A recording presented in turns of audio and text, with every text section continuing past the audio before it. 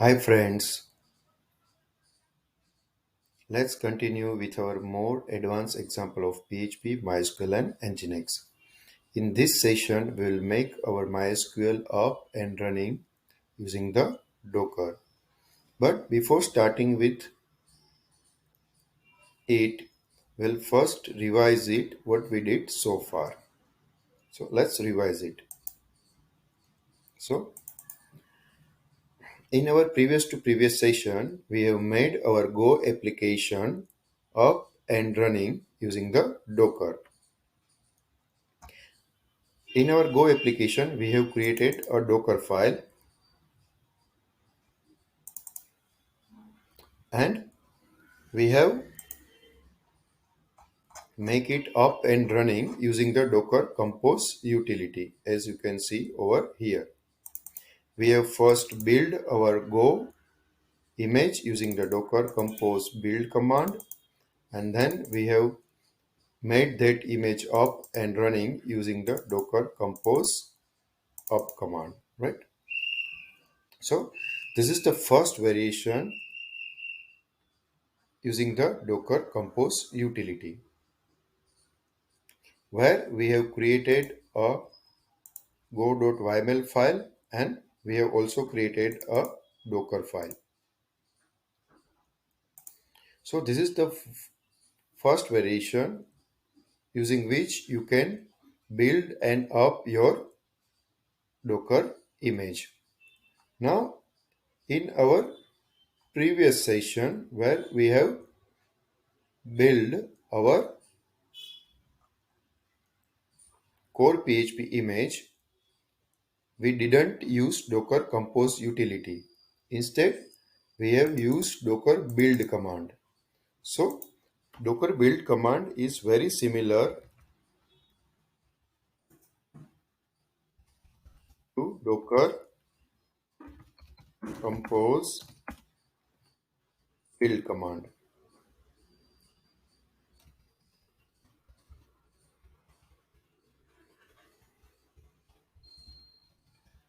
Okay. So, as you can see that in our first variation, we have used Docker Compose utility to build the Go image. Wherever in our second variation, we have used direct Docker build utility to build our core PHP image. So this is the second variation. Right?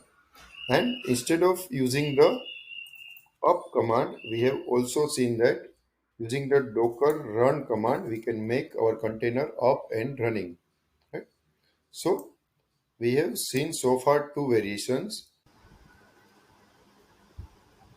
Now we'll start with our third variation to build and up MySQL image. So let's start with it. First, we will create a file mysql.yml in our deployment directory. We have that file ready in our real cell copy. So we'll just use it. Don't worry about the syntax. I will explain you each and everything in detail.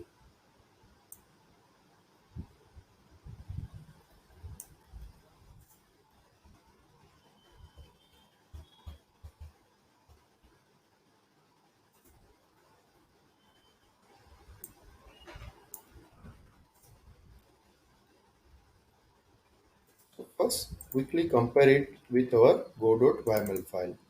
In our go.yml file, we have discussed what is this image, what is this container name, what is this build, and what is this networks. Right? Over here, you can see certain new things like command, environment, restart, volumes, ports, and so on, which was not present in the Go application. So let's start with this. Now, this is why I call this as a third variation, because if you notice that in the first variation we have created a Docker file and we have used Docker compose build and up to make our Go application up and running. Whereas in our second variation, where we build our core PHP image, we have just created a Docker file, but we didn't created a YML file. Instead, we have used Docker build and Docker run command to build our core PHP image, right? But in the third variation, what we will do is that we will use Docker compose utility to build and up MySQL image, but without Docker file. So this is the third variation. In the first variation, it is very similar to the first variation of go.yml, where we have created the go.yml and a Docker file to make our Go application up and running. But in this one, we don't use the Docker file. Instead, we will use the image directly from the Docker hub over here in the image tag. So let's try to find the MySQL image from the Docker hub. So we have our MySQL image over here. Here are the tags. We will use the latest.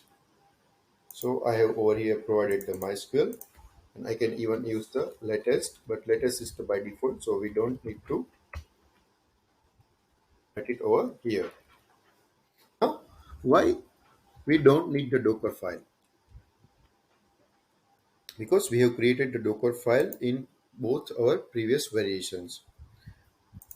In the go.yml file, we have defined the Docker file. But in the MySQL, we didn't define the Docker file. The reason is that you only need the Docker file if you want to modify something or if you want to add something in the default image. So over here, this is the default Go language image.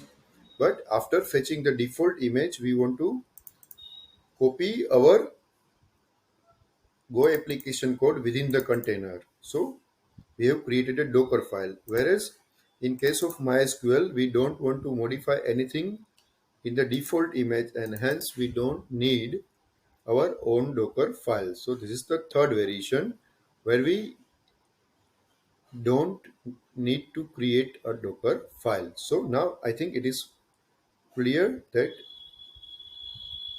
how these three variations are different with each other. Now let's move further. So we have defined our image from the Docker hub. The name of the image is MySQL and the tag is latest. And we have given the name to our container practice underscore MySQL. These commands allows you to specify whether you want to use MySQL native password support or not, because we have used the latest MySQL which does not support MySQL native password by default. So if you have any older applications, it may not work in the latest MySQL version. So I have provided this command which will be executed during the build time. These are the environment variables. So we can find the environment variables from the Docker hub.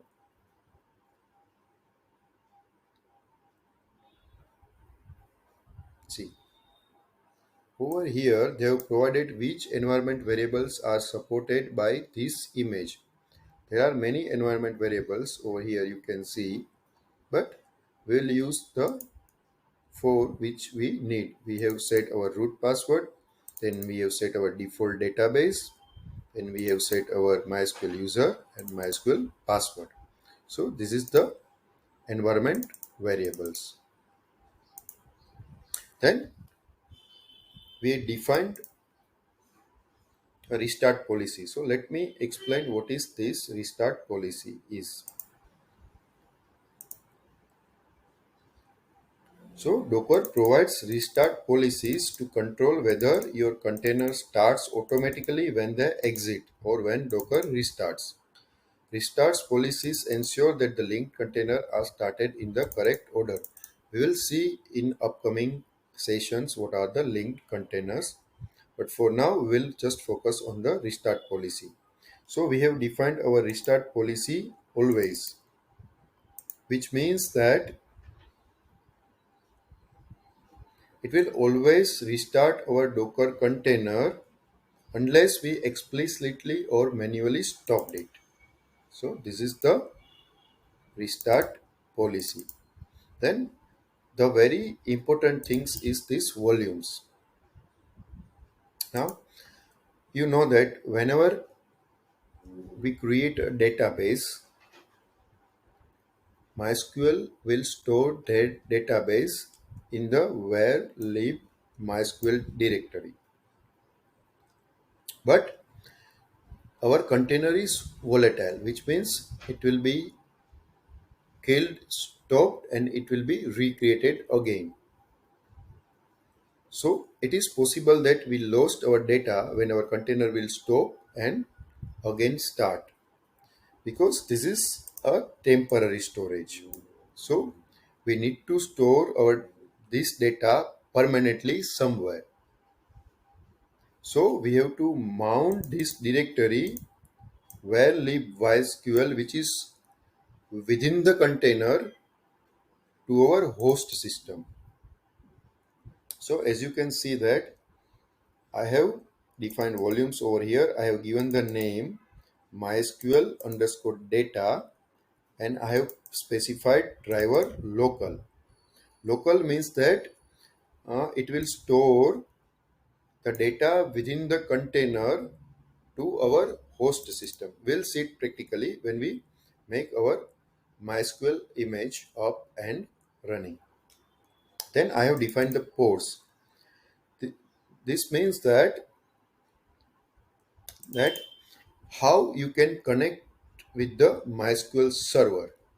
Over here I have defined the port 3308, but we can use the 3306, which is the default port as well. But if you already have a one MySQL up and running in the default port, then you have to change this port to something else. Okay, so let me explain you these ports. So this is the host system port and this is the container port. So MySQL container listens on 3306, whereas it is mapped with the host port 3306. So if I specify 3308, so whenever you try to connect with the MySQL, you always have to use 3308 even the container is running on the 3306, because this is the container port and not the host port. So we'll use the host port always to connect with the MySQL. So when you define the ports, you need to define the mapping of the host port with the container port. So left side is the host port and the right side is the container port. And the network, you already know that the network is the default network, so that all our services will be up and running on the same network and we can access each services using its name. This adminer is very similar to PHP myadmin. So this is supported together with this image. So we have taken reference from here. We have used the adminer image over here. Adminer, as I mentioned, adminer is very similar to PHP myadmin, but it has better user experience compared to PHP myadmin. So we have used adminer to access our database. So this is all the concept of MySQL using Docker. In the next session, we'll make our MySQL up and running using the Docker Compose utility.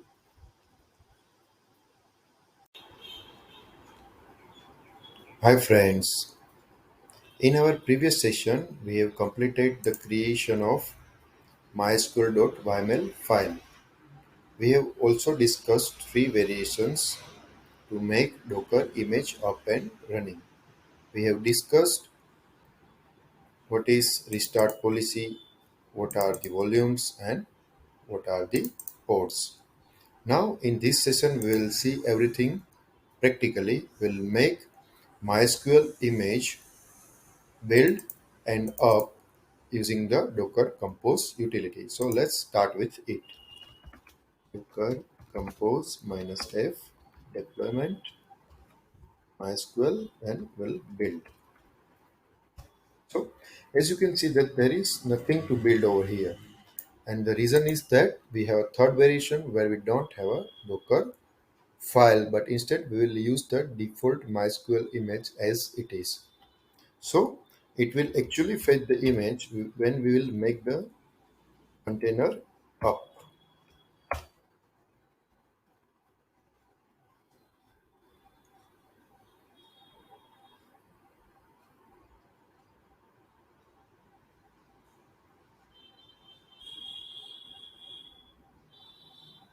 This will take a little bit as it is fetching the image from the Docker Hub for the MySQL and adminer.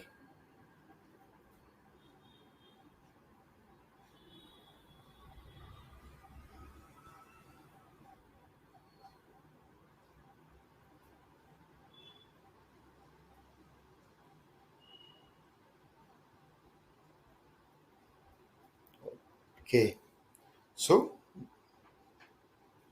now our container is up and running. Let's see. Let's verify it. So we have two new images, MySQL and adminer, and we'll see the container.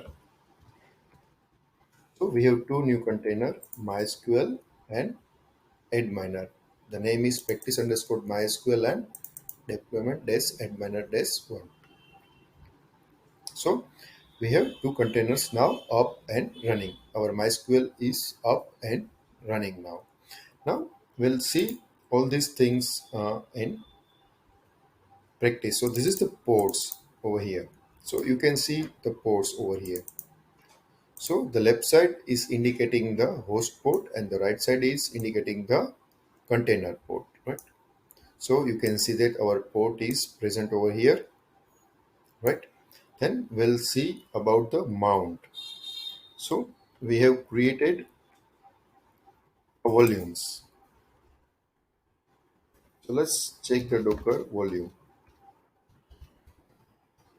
So you can see that our new volume created, the name is MySQL underscore data. Deployment will be added by default. So the name is deployment underscore MySQL underscore data. Now we'll see where it actually stores this data. We have specified the driver local, which means that this container directory where lib MySQL is mounted in our host system. So where it is actually? So where lib Docker. Okay, I need to go with the sudo. Where lib Docker. You can see lots of directory over here, and also you can see the volumes over here. So Docker will store all this data in this volume in the host system. So you can see the directory deployment underscore MySQL underscore data, which actually stores the MySQL data. So even our container kills, stopped or restarts, it will take the data from these volumes whenever it will up next time, so that our data will be stored permanently. And this is the concept of volumes, right? So I think now everything is clear to you guys. Now we'll just see using the adminer our MySQL is up and running. So let's see the adminer, how it looks like. Localhost and the adminer is running on the 8080. Okay. Now This is the server name where we specify actually the host, but over here we will specify the MySQL because as I have already explained that whenever we are on the same network, so this adminer and this MySQL is on the same network, we can access each other using the name of the service. So this adminer can access the MySQL using the name of the service, which is MySQL. So the MySQL username is the root, password is the root. So this is the UI of adminer where you can see various databases over here. Right? So this is all about MySQL. We have made our MySQL up and running using the Docker. In the next session, we'll start with the PHP and Nginx.